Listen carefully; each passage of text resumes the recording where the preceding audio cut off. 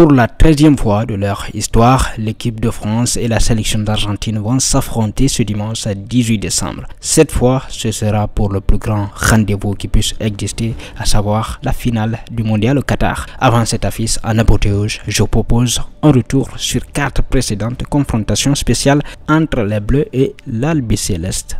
C'est la fin des 36 années du disette pour l'Argentine ou alors le premier back-to-back pour la France. Performance inédite depuis le Brésil en 1958 et 1962. Dimanche, au stade de Lusail, Argentins et Français se retrouvent pour la finale de la 22e Coupe du Monde de football. Les hommes de Didier Deschamps et de Lionel Scaloni rêvent du titre et d'entrer dans l'histoire du ballon rond. Entre les deux sélections, il y a une histoire commune. Depuis 1930, la France et l'Argentine ont croisé le fer à 12 reprises. 3 fois en Coupe du Monde, 9 fois en amical pour un bilan favorable aux Sud-Américains. Il compte 6 victoires pour 3 nuls et 3 victoires françaises. Avant le 13e chapitre ce dimanche, focus sur 4 France-Argentine qui sont restés dans les mémoires. 15 juillet 1930, Coupe du Monde Argentine-France, 1-0 pour l'Albiceleste, une première rocambolesque. C'est la toute première Coupe du Monde de football de l'histoire en Uruguay, à Montevideo. 13 pays se sont donné rendez-vous.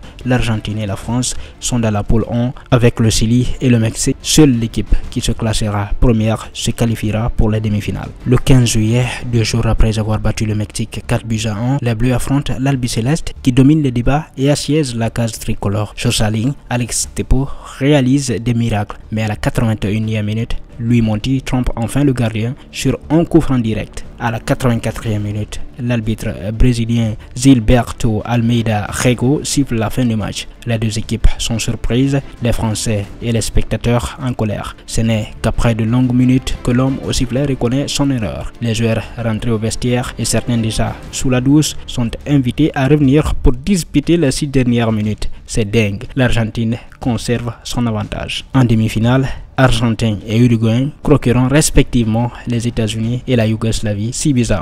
Et en finale, le dernier mot reviendra au pays organisateur. 4-2, l'Argentine perd sa première finale. 6 juin 1978, Coupe du Monde Argentine-France, 2-1, l'Albiceleste enfin sacré pour la première fois.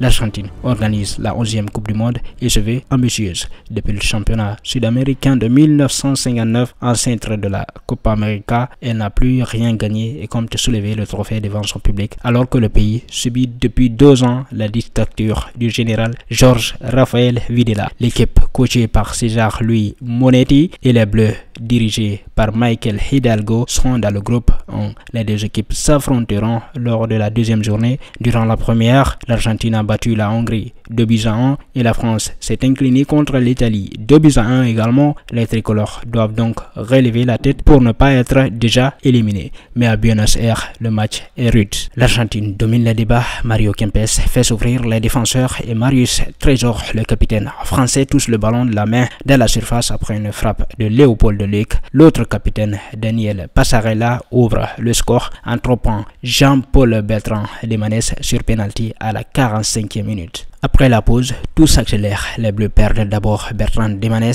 sonné et remplacé par Dominique Baratelli, puis légalise par l'intermédiaire de Michel Platini à la 60e minute de jeu. Peu après, Didier Sis échoue de rien dans son face-à-face avec Ubaldo Filol, le gardien argentin. L'Albiceleste, elle, est plus efficace. Laissé sur le plein axe à moins de 25 mètres, Léopold Luc contrôle le ballon avant d'envoyer une demi-volée puissante au fond des filets à la 73e minute. Au second tour, les Argentins se classeront premiers du groupe B au détriment du Brésil. Dans un contexte douteux, les Brésiliens avaient déjà joué leur dernier match face à la Pologne et l'Albiceleste savait combien de buts elle devait inscrire contre le Pérou pour éliminer la Seleção. En finale, le 25 juin, l'Argentine s'imposera face aux Pays-Bas 3-1.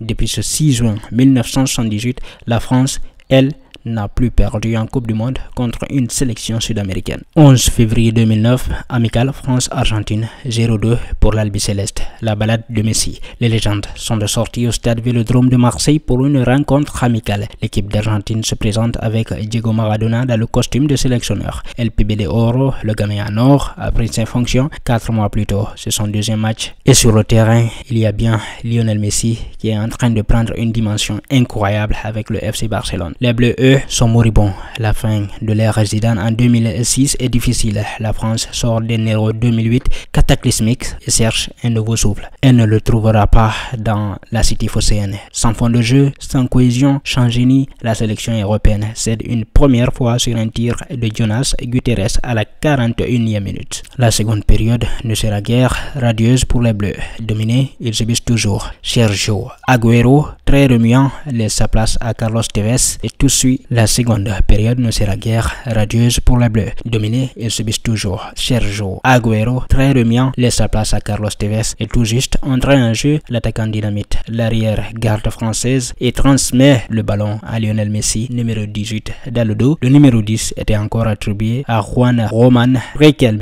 La défense de Bakary Sagna et les retours de Lansana Diarra et Yohan Gourcuff n'y feront rien. Messi, slalom, entre dans la surface et trompe Steve Mandanda pour la deuxième fois de la soirée. L'équipe de France se qualifiera difficilement pour la Coupe du Monde 2010 en Afrique du Sud, où elle touchera le fond avec la tristement célèbre affaire de Nisna. L'expérimentation Maradona ne portera pas ses fruits non plus pour l'Argentine, brutalement éliminée du Mondial 2010 en quart de finale par l'Allemagne sur le score de 4-0. 30 juin 2018, Coupe du Monde France-Argentine, 4-3. Mbappé foudroie les Argentins. Le dernier affrontement entre les deux équipes a souri à la France. Ce fut l'un des plus beaux matchs du Mondial en Russie. Au stade des huitièmes de finale, bousculé lors du premier tour, les Argentins ont pu compter sur Lionel Messi, leur guide habituel, pour s'en sortir. C'est à nouveau sur lui qu'ils misent pour se défaire d'une équipe de France apparue sérieuse jusqu'alors. Seulement, voilà, dans les rangs des Bleus, il y a un certain Kylian Mbappé, nouveau joyau du ballon rond qui brille depuis un peu plus d'un an. Dès le début du match à Kazan,